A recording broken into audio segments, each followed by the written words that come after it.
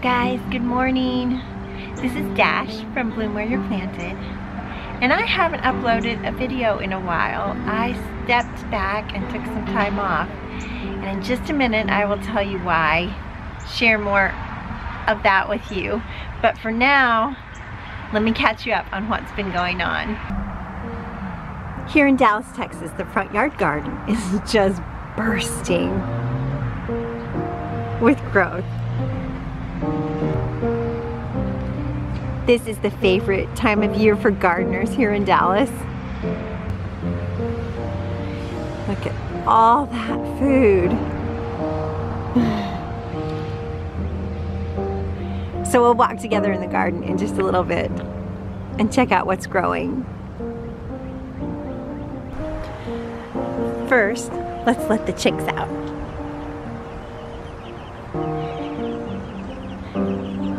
That is a pen of chirping goodness.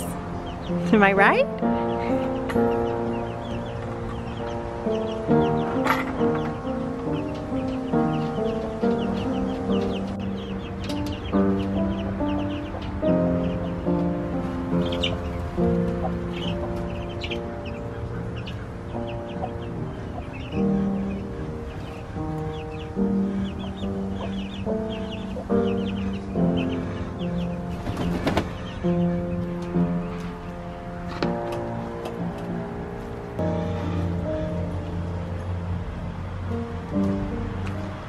Now let's feed the big girls and let them out.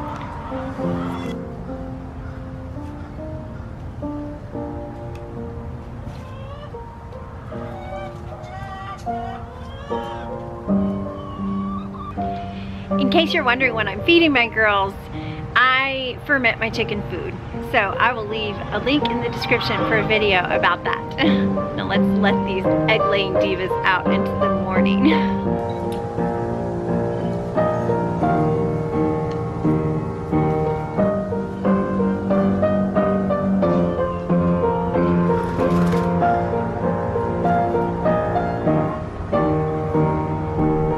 Now let's let Duke out to chase the girls.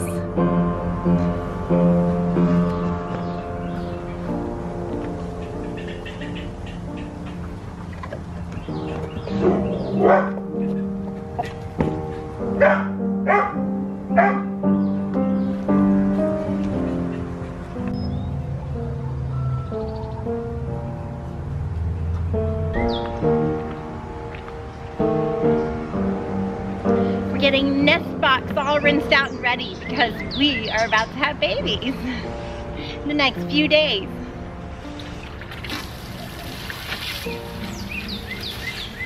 This is our expectant mama. Imagine she's hungry.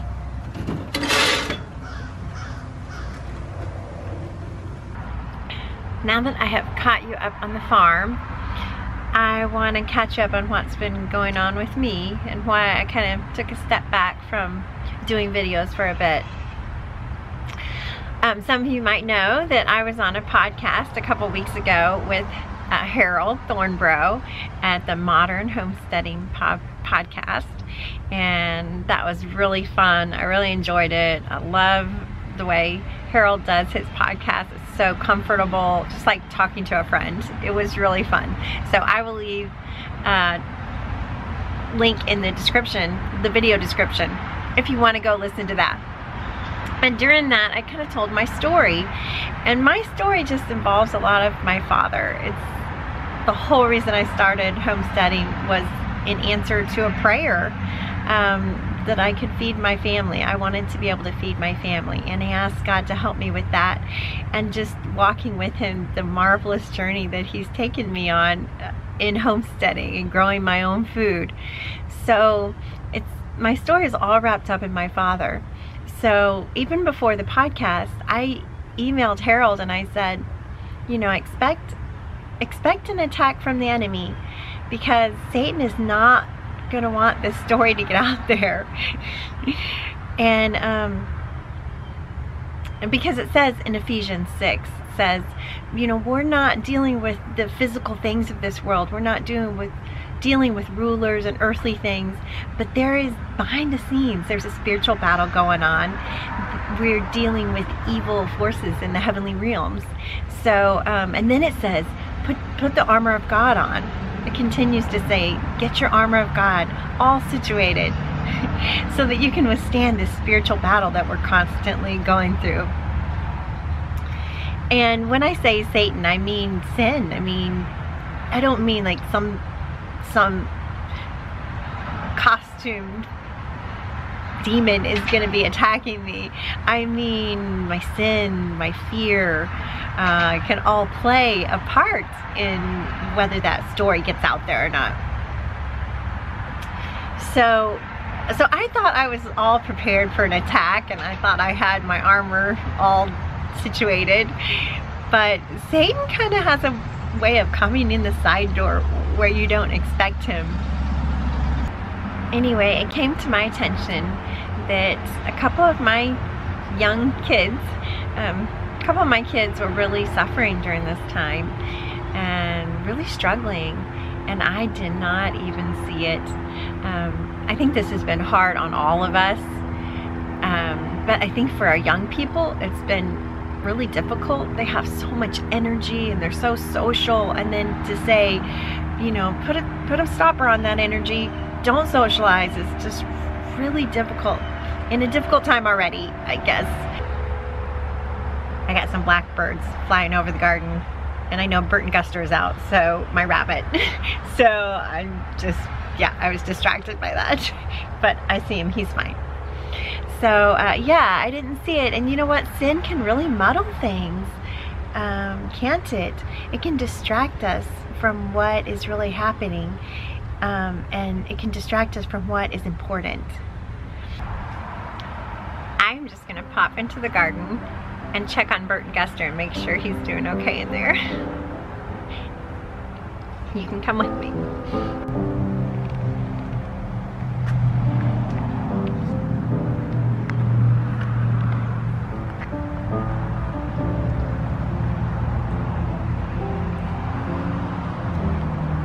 Hey Guster, where are you?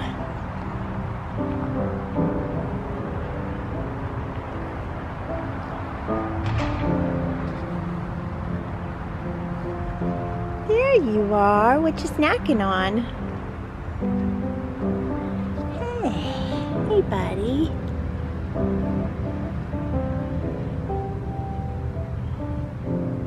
How's it going this morning?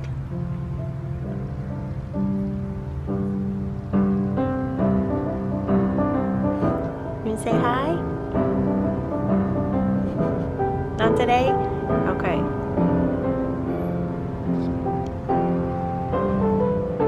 Burton Guster is our old rabbit. He is 8 years old, going on 9, so he is not looking his best these days, but he's living out the good life.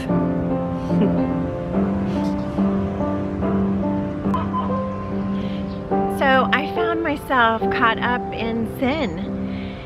And when I say sin, what I mean is, it's kind of an archery term, sin is, the word sin. And it's used when you pull back and you shoot the arrow and you miss the mark. Just by a little bit sometimes by a lot. So sin to me is that way. It's not something that like shame on you dash. Oh, you're so bad. You know, your father's not happy with you. It's more like, oh, I missed the mark on the life that God has for me. Because he's got this really great, cool life plan. And when I sin, I miss that mark by a little. Sometimes by a lot, like I said. Yeah, so that's how I look at sin. So it's not, God doesn't play a guilt and a shame game with anyone. He loves us dearly and he wants the best life for us. Sometimes we get in the way of that. and that's sin. So I was dealing with a couple of major sins that were clouding my vision. And one was I got fearful and I started to chase the dollar. So I have 3 jobs. I teach homeschool and for most of the day. And then when I get off that, I usually garden, I share my story, which means some time editing videos. And then when I'm done with that, you know, I'm cooking dinner and lunch and breakfast during all this. But then when I'm done with that, I have a job at a local business and I help them get their product to Amazon. So unfortunately that kind of became my night job. And I was staying up way too late every night, deep into the night. And so that just was not working for my life. That is one sin that I was caught in. I got fearful during this time, it's easy, and I started not trusting God, and I started to think, I can do this, I can control this, I can make the money, it's gonna be okay because I'm trying so hard. And so that was one way I got caught up in sin. And then the other way is I was drinking too much. I mean, I got fearful again, and that's an escape. Yeah, one glass of wine leads to another, and then before you know it, we were just drinking way too much. And I don't think I'm the only one in that. I talked to a couple friends and they also said, oh man, we're just acknowledging that we're drinking more than we ever have before. And so, yeah, in fact, if you want to leave a note in the comment that says, Dash, you're not alone, that would be great. I don't, you know, if you want to tell me your particular sin that you're struggling with, you can do that, but you don't have to. But if you could leave a comment just says, Dash, you're not alone, I'll be like, okay, thank you. Good to know. So that is why I decided to step back from making videos and just regular life and just pull into my Father and make some changes to make him the center of my life. So some of the changes I made was I got a beautiful new Bible for Mother's Day, and see, my daughter, she even personalized it. This just took her like 5 minutes, just sitting down and just doing this artwork. She is so talented, it's amazing. But yeah, it's a journaling Bible, which is new for me. So there's verses you can do in the side, and you can color in what's there. It's really fun. But what I have been doing besides that, coloring and having fun with it, is I've been going through my old Bible, which my old Bible, James and 1st and 2nd Peter kept falling out. It was kind of, yeah, I needed a new one, so I'm so excited to get this. But I've been going through my old Bible and taking those favorite verses that I have underlined and going through this one and underlining those verses here and kind of going over them again as I do that. And yeah, so that's been really good. It helped me really center on God. And of course, I'm always listening to my fight songs when I'm struggling. I have a fight song list on Spotify that just helps me to worship and center back on my Father. And then I have been using my planner. What I've been using it for is to balance my life better, to balance family time and work time and sharing my story time, kind of making a balance of that better. I feel so much better when it's scheduled out, and it's so much easier for me to balance it. And then the other thing I've been doing is going to bed on time. So that's definitely gonna be better, but it is gonna lead to a pay cut because I can't get the same amount of work done as I could staying up most of the night, of course. So I will take a pay cut, but I'm gonna have to trust in my Father for that. I'm gonna have to let him have control of our finances and trust in him to provide for us. So, and I think he is trustworthy to do that, Jehovah Jireh. So, and then the last thing I'm doing is I gave up alcohol. I am done, you guys. I don't know if it'll be forever, but for right now, I am done. So, And I know I have been through Celebrate Recovery. I've been through the 12-step program, not for alcohol in particular, but I've been through that, and so it's a really good program. So I'm kind of revisiting those steps and digging into it a little bit again. So if you are struggling with something during this time, you know, everyone is struggling. So if you're struggling with addiction or anything during this time, even depression, that's what I did Celebrate Recovery for the first time, was depression, and I have overcome that with the Lord. So I encourage you to check it out. I'll put a link for Celebrate Recovery. You can go on their website and find one near you. I don't know if they're meeting right now. It probably depends on what state you're in, but I know they're doing things virtually to try to keep it up. But anyway, I'll leave that link in the show notes. If you're struggling with something, it's a great place to go. There's a lot of healing in it. I am testimony to that for sure. Yeah, so gave up alcohol and made some changes so that God would be the center of my life. And I'm already feeling better. It's, you know, it's been about 2 weeks. And yeah, I'm feeling a lot better, more centered, more balanced, and I think I'm able to start sharing again. And I know I've got so many new subscribers. Thank you guys. I just pouring in, and that is so sweet. And you know, Satan works with my mind in that way too, that there are all these new people coming into my channel, and he's whispering in my ear, this is not the time to pull back. You've got to just keep pressing forward. You got to go. And then my father's saying, wait, that's not ever what this channel was about. The number of subscribers you're going to have. That was never what this was about. This channel for me is about teaching people how to grow their own food, and also showing them what a God-centered life is like, sharing about my father, encouraging people. So the number of subscribers was never what it was about. And so I don't want to ever see that as pressure to keep moving when my father is saying to pull back. So that is kind of it for today. That's how I'm doing. I'm ready to share again. So I'm going to go out in the garden and show you guys what you've missed and see what's going on out in the garden for a few minutes before we wrap up. Come with me. Oh, I almost forgot to tell you guys, I have got this little silver streak going, which is kind of fun, and I am going to leave it there. I'm going to leave it there to remind me of this time when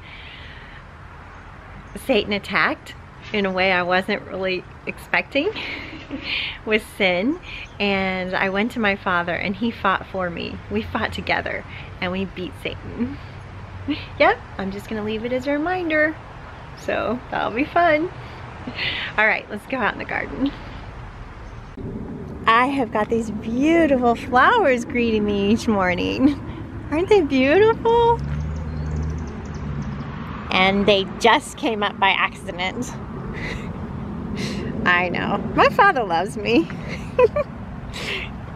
Okay.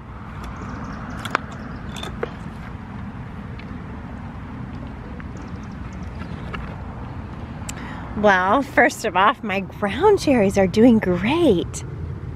This is the first time I've grown them, and they grow in little sacks like tomatillos. So I haven't tasted one yet. This is the first time I've done these. So I'm so excited about that. Marie from Salon Girl Gardens brought this plant to me, so that was really special. I cannot wait to pop one in my mouth. Speaking of popping things in the mouth, blackberries are on, and my son has really been loving them. Look at that Blackberry Harvest. Wow, what are we gonna do with all those? They'll be fun finding out.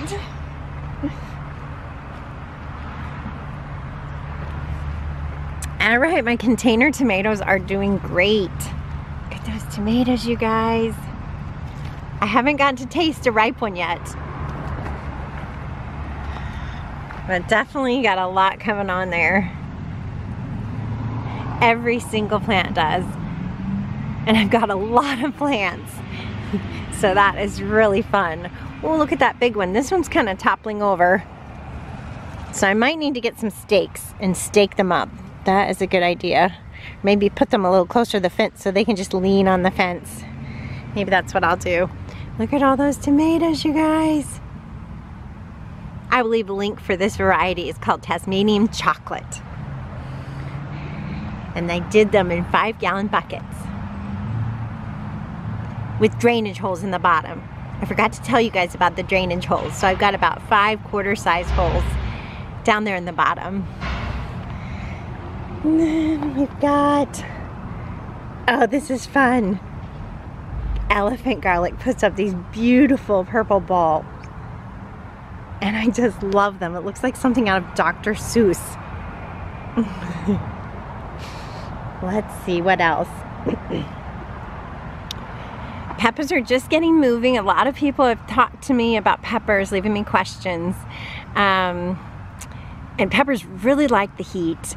So if your peppers look a little puny like mine do, don't worry, be patient, hang in there. It's coming. Cherry tomatoes are finally coming on. Yum. And look, you guys, lots and lots of green beans. You guys see that? I'm gonna pick them today and make potatoes and green beans. That'll be delicious. And Roma tomatoes. Yum. I have yellow squash coming up here for an early harvest.